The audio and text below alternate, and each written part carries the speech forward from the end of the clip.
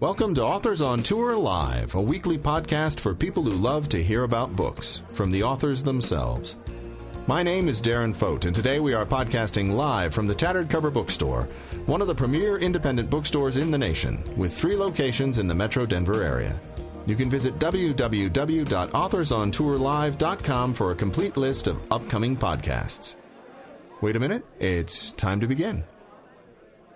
We wanted to just first off thank you all so much for showing up and supporting your local independent bookstore. It's because of people like you that we can go ahead and bring in fantastic authors like Fernanda here and have these events. So to get started, we have Fernanda Santos here for the Fireline book, as you all know, and we're very excited to have her. And we will first be doing a speaking, and then she will be doing a signing and questions as well afterwards. So thank you so much. I'm going to go ahead and have her get started. Thank you. Thank you so much. And I want to echo Dana's thanks to you for coming out tonight, for reading books, and for supporting your independent bookstore. Books are, very important to people, and they open up the imagination. I have a 7-year-old, and I'm so happy that when she comes to a bookstore, she knows to look for the children's section and grab her books and to sit down and read them. So very happy. This is my first book, and I am not from this country. I am originally from Brazil, and I grew up there. So had you asked me when I moved here in 1998 if I would ever write a book in English, I would say no. And then if I one day decided that I would write a book in English, and if you were to ask me if I would ever write a book about wildfires, I would say absolutely not. I know nothing about wildfires, or I didn't know anything about wildfires until I moved to Arizona in 2012 to cover the Southwest for the New York Times. And one of the first stories I did was not about this fire, but it was about a fire that happened in 2012. And it wasn't even so much about the fire itself, but it was about the camp that they set up to provide food and materials and a place for the firefighters to shower and get some rest and sleep. And I just thought it was so interesting that a virtual city emerges overnight to support sometimes thousands of firefighters who are fighting wildfires. And of course, on June 30th, 2013, I covered for the New York Times the fire that took the event that took the lives of the 19 firefighters who were part of the Granite Mountain Hotshots. I usually like to start these talks by telling people why I decided to write a book, since I said already that I wouldn't write a book in English and I wouldn't write a book about fires. And the reason is that I was just very curious. And I think a lot of times we set out to discover things because we just have all these questions that we want answered. And we can't quite figure out how to answer them, or we don't allow ourselves the time that we need to answer these questions properly. So on June 30th, I was home in Phoenix, which is where I live, with my husband, our daughter, and we had neighbors over with their kids. So we were having pizza and wine, typical Sunday evening routine. And my husband was bringing the dishes to the kitchen and scroll through Twitter. He's a former journalist, so it's an old habit of his and a constant obsession of mine. And he saw something about 19 firefighters missing, presumed dead in near Prescott, Arizona. And he came to me and told me that. And I said, okay, I'm going to pack. And I went in my bedroom. I put some clothes in my backpack. I grabbed my laptop, my charger, my cell phone. I went to the living room and I told my neighbors, I'm really sorry, I have to go to work. And they looked at me like, it's Sunday and you were just here eating pizza with us. And I said, well, my husband will explain. And my daughter looks at me and I said, oh, mommy is going to be right back. And I was away for 9 days. In fact, I reunited with my family in Maine because we had a vacation scheduled. They set out for Maine first, and I met with them for the tail end of the vacation there. But I, as I wrote the stories that I did for the Times, I found myself having more questions than answers. In fact, on my notebook, I immediately started writing on the back page all these questions that were very basic, but I thought critical to understanding what happened that day. The very first question I wrote was, who the heck fights wildfires? And those were the words I used, because to me, it seems so crazy that anyone would essentially sign up for a job that means risking your life every single day, not just from the proximity of from being so close to the fire, but also from rocks that roll down the mountain, from roads that are treacherous and you have to drive through just to get to the place where you need to park and then hike however many hours to get to the fire line to fight the fire. There are all sorts of risks that surround this job, and that are easily accepted by the people who do this job. I had questions such as, what are wildfires? How do wildfires burn? Who are the people who fights fires? I realized pretty quickly that the curiosity I had was not going to be fully satisfied just by the newspaper stories that I was writing. I felt that I needed more time to understand fires. I knew a lot about urban fires, about city fires. I had covered the FDNY in New York for 3 years, and I had written countless stories about fires in, neighborhoods, but I had never really gone deep on the world of wildland firefighting, which is very different. So I decided all of a sudden that, the only way that I could allow myself to find these answers was if I wrote a book. And I remember going home and telling my husband, I think that I want to write a book about this fire, because it's not so much the fire that intrigued me, but it was the people who fight fires who intrigued me. And more than anything, the 19 men who died that day, I was writing stories about them without knowing even the names of all of them. I knew the names of 3 of the men when I wrote the first profile of the crew, and they were 19. I mean, they were 20. One survived. He was detached from the rest of the crew. So, who were these people? What kind of lives did they live? What got them going? What sort of passions did they have? Why did they make the decision to fight fires? And I felt that if I peeled all the layers, I would be able to much better understand the set of decisions that went into eventually leading them to a place where they were trapped by the flames and unable to escape, and then eventually dying. So what I propose is that I read an edited version of a chapter that I wrote that will take you to the homes of some of these firefighters on the night before they went to the fire in Yarnell, Arizona. That's the name of the town where they died.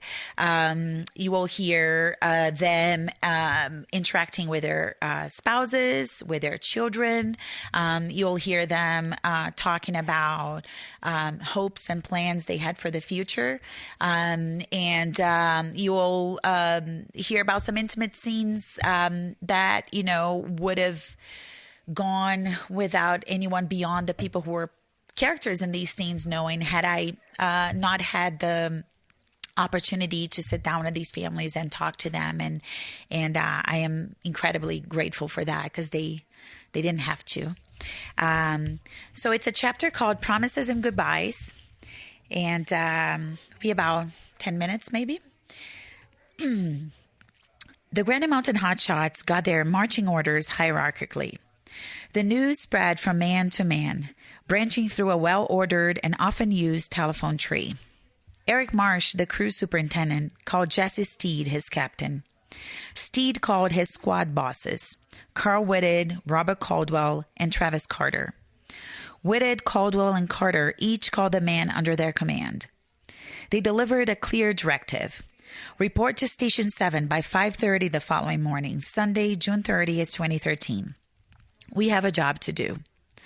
The Granite Mountain Hotshots had come to live by a simple set of principles spelled out on page 1 of their standard operating guidelines. Respond fast, solve the problem, be nice, go home safe. Be nice was part of the crew's ethos and one of the categories in which Marsh, Steed, and the other leaders were rated in annual performance reviews. Collectively, the men had come to believe in the importance of a positive attitude and in the power of smiling while doing the grunt work their jobs required. Just before his phone rang, Anthony Rose had stood by the front door and peeled off his dirt and ash-caked whites, the dark lace-up boots that are the preferred footwear of wildland firefighters. Tiffany, his fiancée, had watched him from the rocking chair nearby, hands crossed over her bulging belly, 6 months pregnant. He looked exhausted. He walked past her to the edge of the backyard.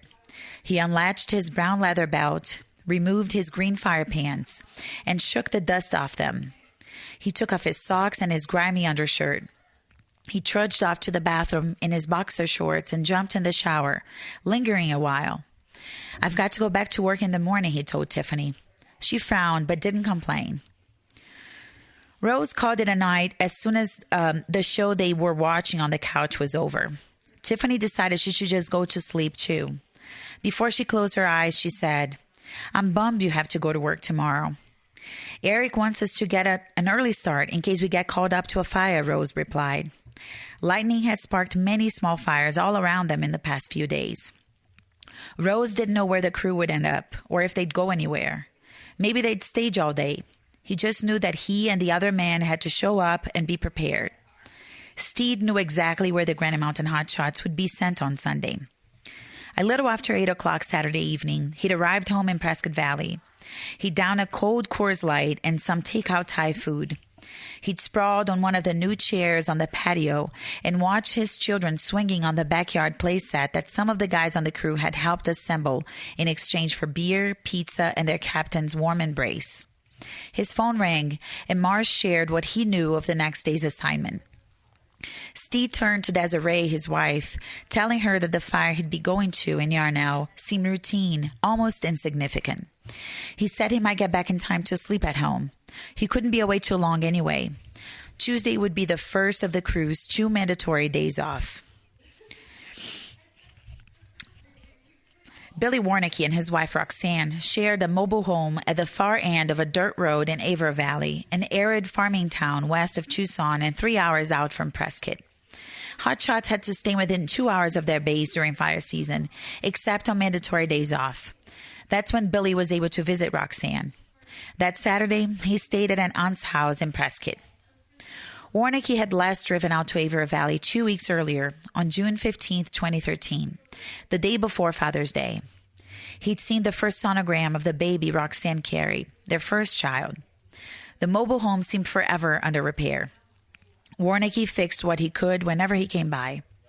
He taped a thick sheet of plastic across the master bedroom door frame. Dark green mold grew deep down a 6-by-3-foot hole in the ensuite bathroom. The bedroom became mostly storage space and a hazard zone, out of bounds to a pregnant woman. Billy stacked the old bathroom tiles there, the boards of insulation foam, and his tools, a drill, 3 different types of hammer. On that Father's Day, he'd looked dispirited to Roxanne, gazing at all that needed doing at the house, and he had so little time to do it. "You're really tired," Roxanne had told him. "You just need to rest." Roxanne had aimed to drive to Prescott on Sunday. She'd longed for some alone time with Billy, away from the chaos of home. But Billy's phone call came. "Don't come," Billy told her. "I've got to go into work." At Andrew Ashcraft's house, the call to Sunday duty triggered bickering and disappointment. Julianne had looked forward to being with her husband at home for a couple of days, a spurt of normality during the unpredictable fire season that she could never get used to, though she tried.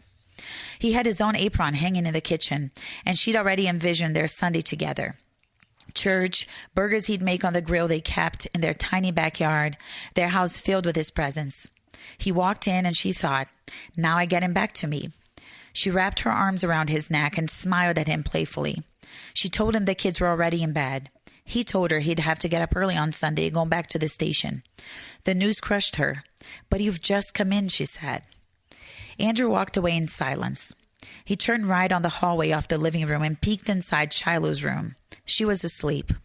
He thought about Shiloh, his girl, during the long, lonely rides in the buggy to and from faraway fires. He'd lose himself in his thoughts, eyes closed, music playing in his headphones, maybe Ted Nugent, or maybe a country ballad he'd had stuck in his head about a homeless father watching his daughter, a waitress, who had no idea who he was. Halfway through his first fire season, Julianne had given Andrew a blank journal to record fire stories their children could read when they were older. Andrew lived for his kids, but he had distinct affection and concern for his girl. He called her Shy. While riding to a fire in New Mexico in July 2011, he wrote, "I won't be able to protect her forever, but the truth is, I'm going to try. There is something about having a daughter that is different than a son. I know my boys will grow up to be men and be strong and be better than I am. I have no doubt about that. I just want to be there for Shy, to keep her safe." He'd stepped out of Shiloh's bedroom, walked to the other end of the hallway, and entered the boys' room. Ryder, the oldest, lay awake. Andrew sat next to him and told Ryder to take care of Mommy while he was gone. "You're the man of the house." Andrew always said that to Ryder before leaving for a fire. As Andrew made his rounds with the kids, Julianne sat on the living room couch, staring at an Arrested Development rerun, frustrated at his leaving again. His job demanded so much of her. "I'm exhausted," she said to him as he entered the room. "I have to be up at 5, he replied dryly. "I have to go to sleep." He trudged upstairs. They lived in a cozy townhouse in an old subdivision among mostly older neighbors. Her grandparents, Jim and Alda Crockett, had died there months apart after a placid 65 years of marriage. Julianne and Andrew's union was of a different kind, a roller coaster ride, thrilling, full of ups and downs. They just snapped out of a particularly trying period. Andrew had left the house. Julianne had asked for a divorce. They drafted papers and turned them in at court, resolved to end it all. Then they'd reconsidered. Marital counseling helped, but what really kept them together was the love they had for each other. It couldn't be broken. A month into the 2013 season, Andrew drafted a document. It was called Team Ashcraft Contract, and it listed 19 commitments to his wife. "I promise to always take out the trash. I promise to always be honest with you. I promise to always be your best friend. I promise to be your biggest fan. I promise to always take care of you. I promise to protect you with my life. I promise to hold you. I promise to show my love for you. I promise to be someone you're proud of. I promise to show how thankful I am for you. I promise to always put your needs first. I promise to take you away and be with you. I promise to love you for time and all eternity. I promise to be the father our family deserves. I promise my decisions will make our family strong again. I promise to never ease up and coast. I promise to be mean if it means helping you and our family. I promise I will rise above my environment. I promise to love you." Andrew and Julianne fought and had their differences, but they always found ways past their problems. They had a powerful connection, carnal and spiritual. The trick was figuring out how to keep it going when he was away. Travis and Stephanie Turbyfield were schooled in the art of being apart. They'd been dating for 5 months when he joined the Marine Corps in December 2007. Eventually, he got stationed in its Air Combat Center at 29 Palms in the Southern California desert. At a good clip, it took him 5 hours to drive from there to Prescott, where she was committed to a nursing program. Every Friday night, he'd made the drive, speeding along desolate roads through a national park, an Indian reservation, and miles of sand and hills to be with her for the weekend. He wrote to her every day that they couldn't see each other or speak on the phone. He had a goal of becoming a machine gunner and deploying to Iraq, a conflict whose purpose he saw through a prism of selfless patriotic duty. Turbyfield wasn't the type to be easily afraid. He'd borrowed from Catch-22's Joseph Heller for his quote in the Prescott High School class of 2002 yearbook. "I have decided to live forever or die in the attempt." The rising death toll among American troops, 4,003 by the time of his boot camp graduation, March 2008, never dissuaded him. But fate intervened. During a training exercise, a fellow Marine lost his grip while helping Travis lift a .50 caliber machine gun off his shoulder, and the weapon dropped on his head. In the coming days, he started blacking out. He passed out while driving 29 Palms from Prescott, wrecked his truck, climbed out from the rubble, banged up but alive. Transferred to light duty, Travis left the Marines 3 years into his 5-year enlistment and moved back to Prescott in time for the birth of his first daughter. Together, he and Stephanie share the early challenges and discoveries of parenthood. He joined the Granite Mountain Hotshots the following year, resuming the gone and gone again routine he and Stephanie had gotten used to. Before the fire season started in 2013, they had interviewed a few candidates for a babysitting job, and Travis had insisted on asking all of them a question he used during crew interviews. What's your definition of integrity? For Stephanie, his persistence felt at once amusing and annoying. Why does it matter so much, she'd asked him. Simple. The answer reveals character, and character matters when it comes to hiring a person to watch your kids, Travis had told her. That Saturday, as Travis got home from the Mount Josh blaze, the family eased back into a comfortable routine, trading morsels of ordinary news from the hours he'd spent away. Stephanie grilled him a ham and cheese sandwich. It looked so small in his big hands that were so gentle to her and to their girls. He dangled the girls by their feet after dinner, swaying each in turn like a clock pendulum, the girls shrieking with delight. Stephanie called him Energizing Bunny. His pep seemed endless. At home that Saturday night, she looked at him and their children and felt an overwhelming sense of completeness. The scene was perfect. Travis, Brooklyn, and Brinley, laughing and absorbed in an absolutely great time. Stephanie considered getting up, grabbing her phone from the kitchen counter, and snapping a photograph or recording a video. It would make a great Facebook post later on. But she didn't. Just sit there and enjoy the moment, she told herself. Just enjoy life. Don't always be so busy. Don't always be in such a rush. Later, after the girls had gone to sleep, she and Travis lay in bed.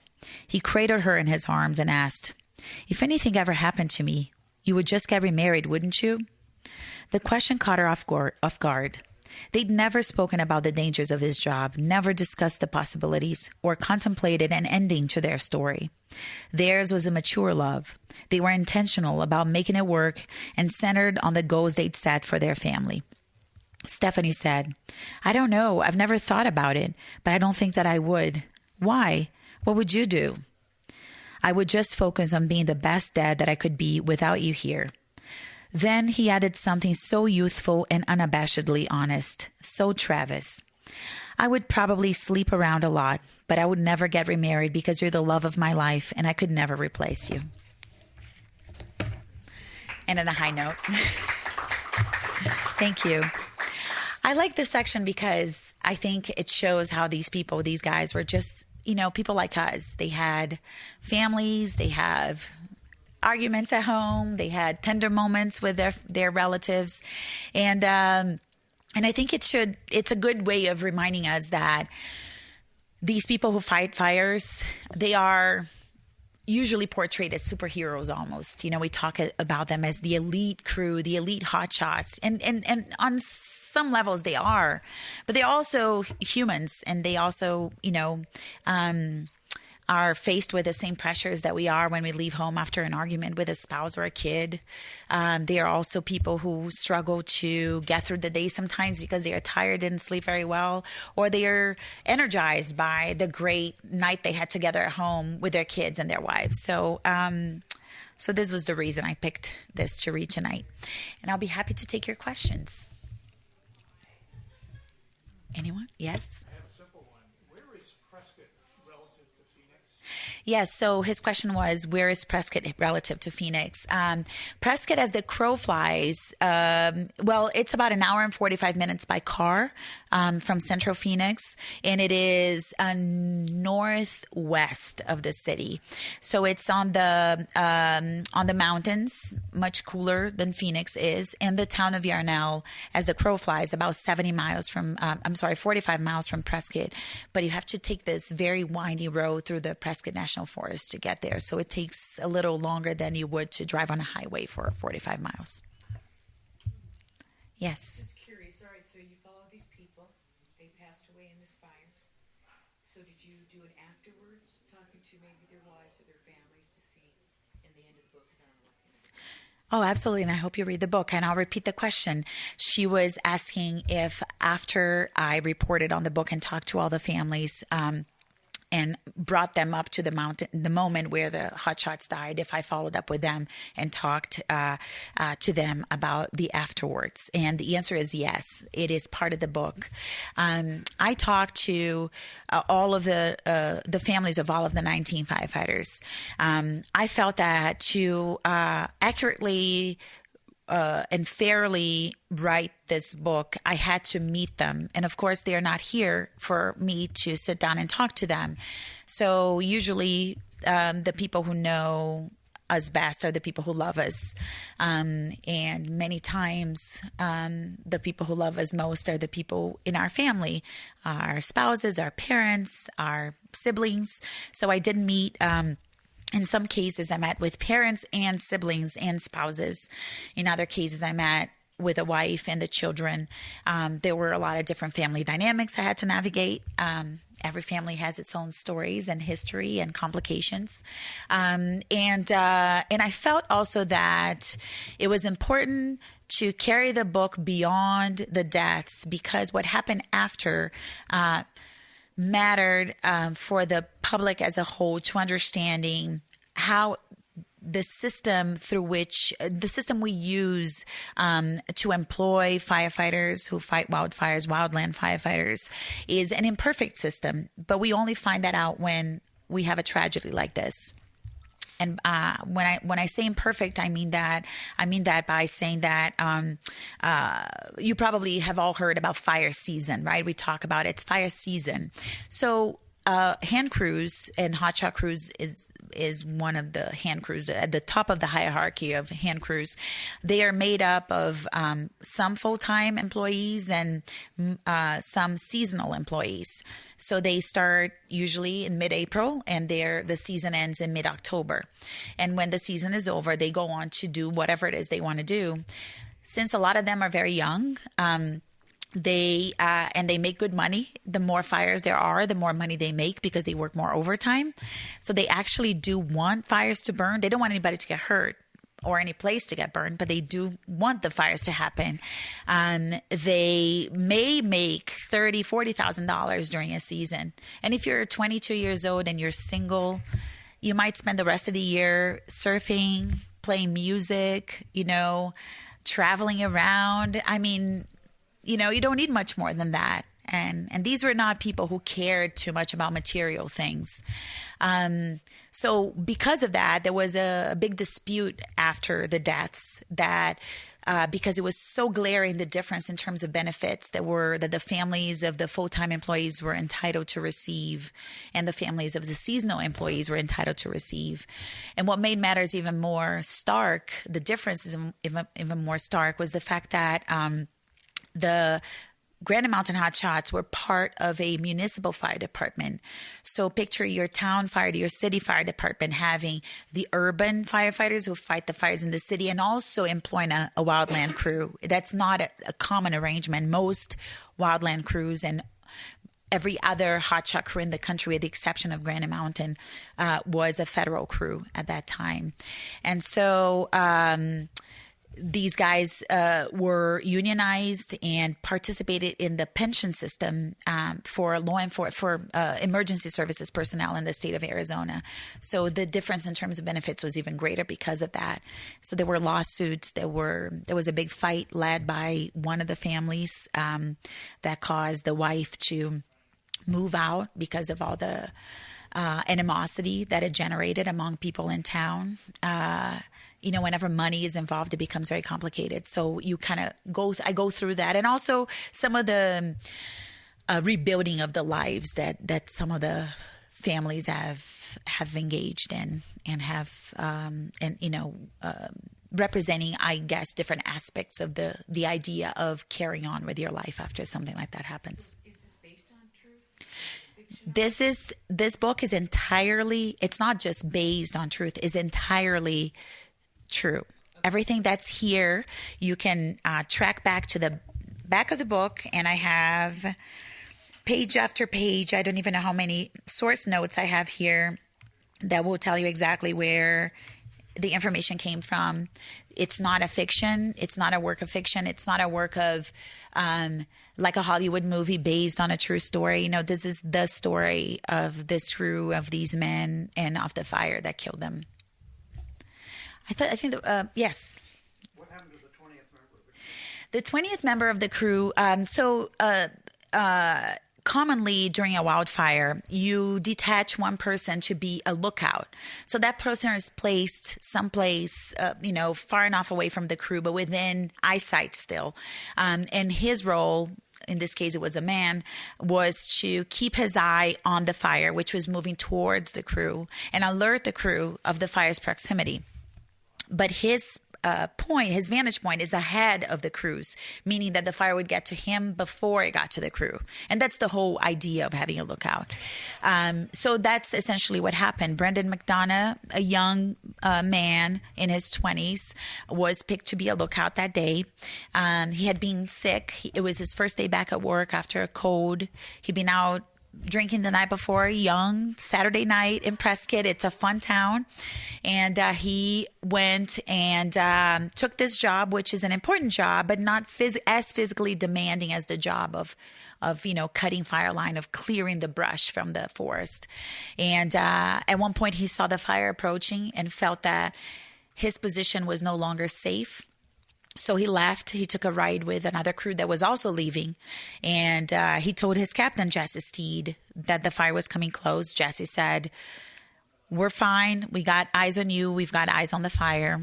Just go and be safe." And then he got out before the fire obviously hit his point and before the fire got to the crew as well. What I had in mind was afterwards. How did he react? Well, he has struggled greatly with PTSD, as one would expect.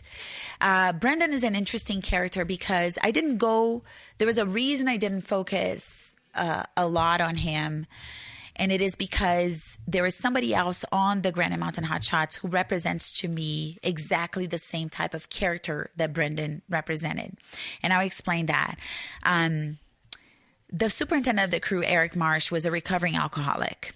He had been sober for 13 years when he died. But his experience as an alcoholic informed the way by which he hired people for the crew and the way he treated the men and women on his crew. He had a soft spot for the underdog, and he was really, really big on second chances, because I'm sure he knew what it was like to want somebody to give you a chance and not have that opportunity, right? So Brendan was not necessarily an addict, but he had a lot of trouble with drugs, heroin in specific, as was the case with one of the hotshots who died on June 30th, 2013. His name was John Persin Jr. He was an upper middle class kid from West Linn, Oregon, a suburb of Portland. Great family. And John became a methamphetamine addict, and he went to Prescott for recovery. And I get into all of that. Prescott has a history of recovery. Back at the turn of the 20th century, it was a place that people would go to be treated for tuberculosis. And these days, it's a place that's known as a recovery community, known among people in recovery as a recovery community. And John went there to be treated, and he had been sober for 3 years.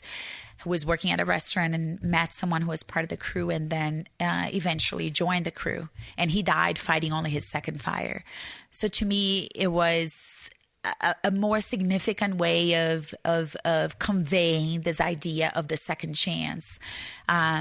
John was someone that, to me, throughout the book, served as an inspiration for my own struggles. We all complain once in a while about our lives.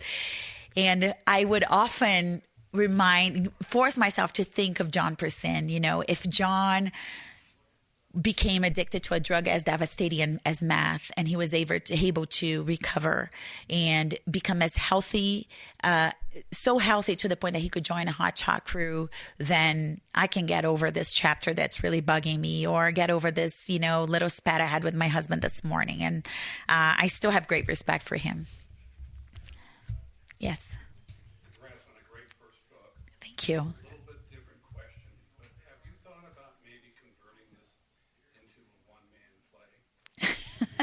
So the question is whether I've thought about converting it into a one-man play. And I should say, and the reason I'm repeating the questions is that this is being recorded. It's going to be a podcast. And authorsontheroad.com, right? ontourlive.com. I'm sorry, authorsontourlive.com. And the previous question that I just answered, because I believe I forgot to repeat it, was what happened to the one man who survived the fire. And this question that I'm going to answer right now is whether I ever thought of converting it into a one-man play from the perspective of the survivor. And the answer is no. There is a movie being made. It is not, it was not optioned out of my book. It was optioned out of a magazine article that came out early. But interestingly, the magazine article, as expected, focuses on the day they die and sort of the hours before the death and then, the event. The movie has since changed names, and it's much more focused in the story of the crew and sort of how it came together, which is along the lines of the story that I tell in the book. But I never thought about a play. I don't know. If you think about a play, who knows? Well, I actually wrote about 50% of it already. Oh, someone who's here wrote 50% of a play already. Well, we should talk afterwards. Because it has all the essential elements of a one-man play. Well, the reason I think this book resonates with people like you who write plays and people who write movies is because it really is not a story of a fire. It's a story of people that happens to have fire as a setting. And when you think of it this way, then it becomes a story that's appealing not just for people who are into fires or into firefighting. It's a story about 19 men who loved the job they did, loved one another, and really chose to stay together until the end. One can say their escape route was cut off by this wave of flames that came their way. But they did have a minute or two where they could have made a choice of, one could have dashed one direction out of desperation. Another one could have said, the heck with it. I'm running through this brush and I don't care if I don't make it, but at least I'm going to die trying.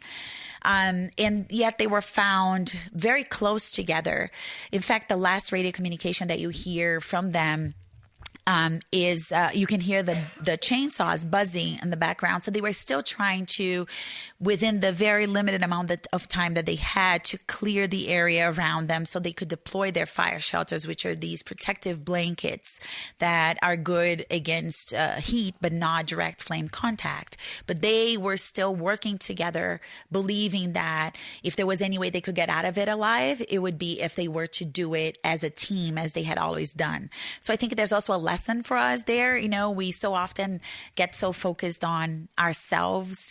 I say we don't even need people to take our own pictures anymore. We can take the pictures ourselves, and it's cool to take selfies. But if you think about every little thing you do, you have a team behind you. I remember writing this book. I had an office at the Arizona State University Walter Cronkite School of Journalism. They gave me a space to write.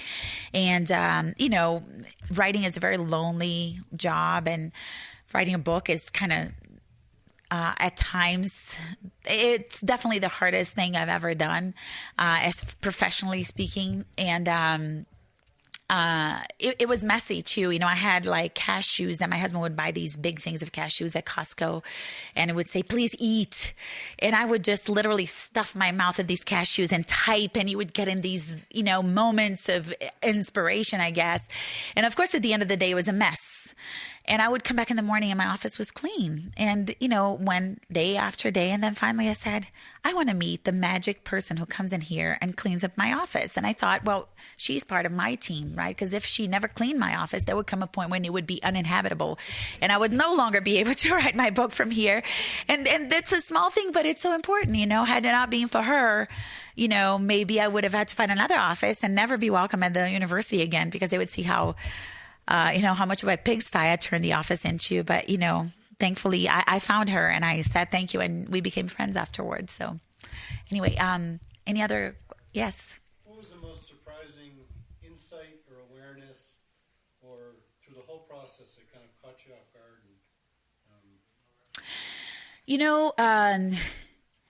When the question was, what was the most surprising thing that caught me off guard, that raised my awareness throughout this process of writing the book, and the early days after these men died, as far as the media went, were very much focused on finding out who gave the order for this crew to leave a safe spot.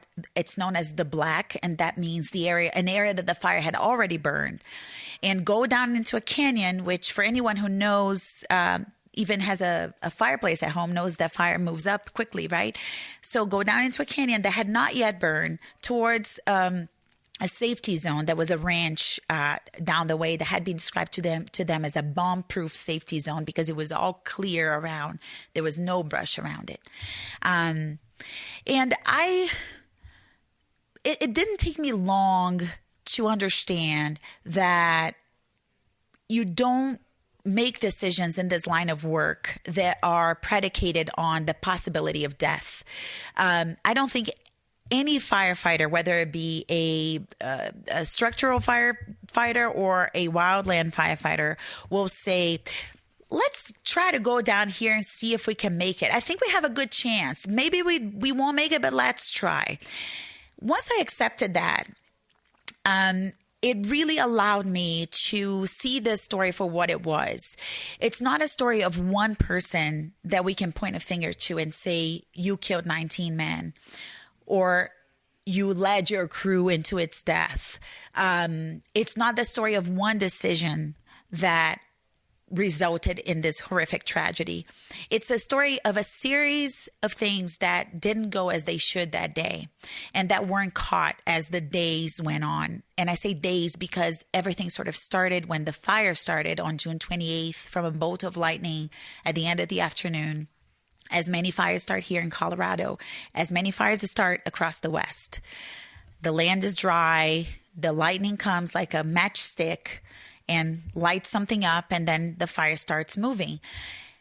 And I guess it raised my awareness to that I shouldn't be so focused on finding blame. We're so geared towards finding it's such a black and white world we live in, right? It's guilty, not guilty, good or bad, ugly, pretty. It's Donald Trump or Hillary. I mean, it's like polar opposites of things, right? And in this case, I realized that the story actually exists in all the shades of gray, and that it would be a wrong story to tell if I were to focus on one decision or one person alone.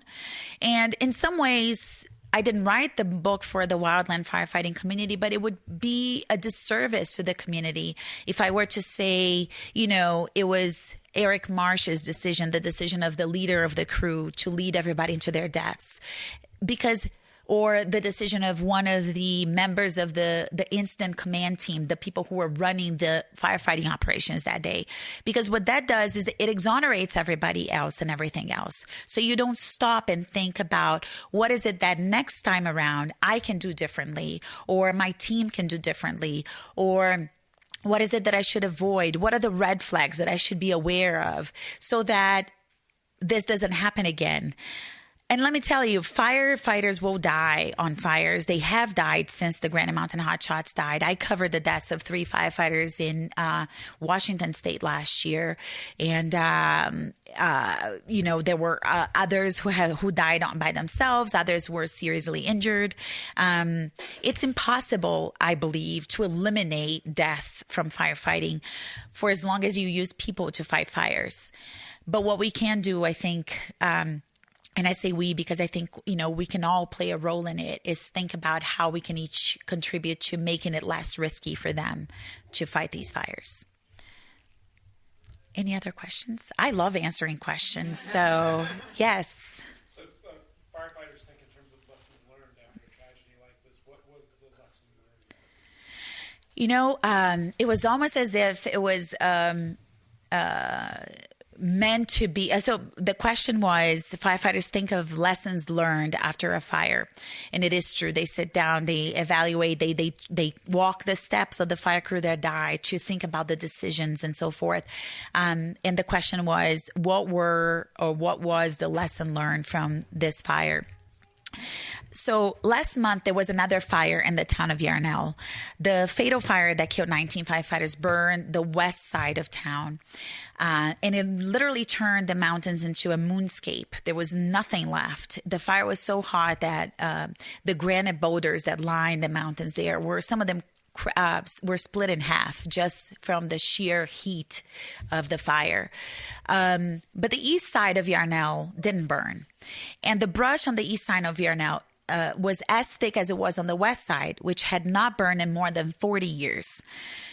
That was a state land where this fire burned. So there were several things that were learned that when the fire that happened last month came through, avoided a tragedy. And I'll go through them one by one.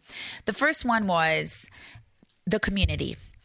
In Yarnell, Arizona, people resisted the efforts to have the brush around their homes trimmed, thinned, so that in the event of a fire, their homes wouldn't burn. The whole town wouldn't burn. There would be less fuel. Firefighters call vegetation fuel because that's what feeds the fires.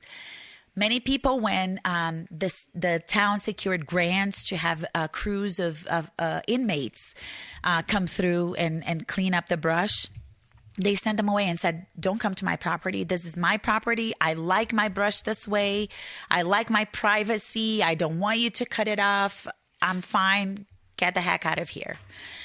So that was one problem. The second issue was the state of Arizona, as many states in the country, Colorado being one of them, struggled heavily during the recession. Arizona was hit particularly hard because of the crash of the real estate market. So there were cuts across the board on every agency. The salaries of teachers and firefighters were frozen for 7 years. Teachers are just now, and firefighters are just now getting raises. And the budget for the state forestry division was also affected. In 2012, if I'm not mistaken, and the right date is on the book, the state forester at the time testifying before the legislature said, you've cut my budget so much that I'm now concerned that my ability to respond to an emergency has been compromised. So there was that. The first incident commander who showed up for this fire had been working for 40 days straight. He'd had days off, and I do my fingers like quotation marks because they were not exactly days off. He was still answering calls at home. And I know what it's like to be off and still be answering calls. Your mind is still working, so you're not fully relaxed. And there was the response itself from trying to save money, trying to make do with the amount of people you had available at that moment in time. The response was not as aggressive as it perhaps could have been or should have been. So when this fire happened last month in Yarnell, the situation was very different. The town of Yarnell, right after the fatalities, got a new fire chief, and this fire chief applied for grants and they brought crews and they created these belts, these safety belts, these empty spaces between the town and the wildlands. They thinned the brush with chainsaws, went out there, cut it up as much as they could, and then they opened a big trail, cut out all the vegetation in case a fire started on that side of town. It would give firefighters an opportunity to stand up there and burn the vegetation before the fire that was coming its way got there. So therefore, the fire would start to sort of peter out and die down before it burned the town. And it also gave sort of a measure of protection to this town, which didn't have one before. And the response was very aggressive. They benefited from timing. There were not a lot of fires burning, so they had a lot of equipment and crews available. But they went after that fire knowing that everybody would be watching. And in the end, there was sort of the reaction, we have to, as a community, we have a role, and we have to be responsible and understand that as beautiful as it is to live here, maybe we can't be completely surrounded by trees or brush or vegetation of whatever kind you have around your property.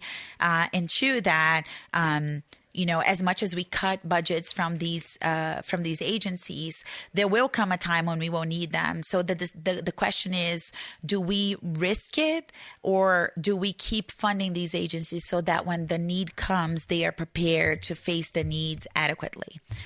And I think the state of Arizona learned the lesson. In fact, the fire chief told me it was a lesson learned in the hardest possible way. Well, thank you so very much once again for coming tonight. I really appreciate it. Thank you.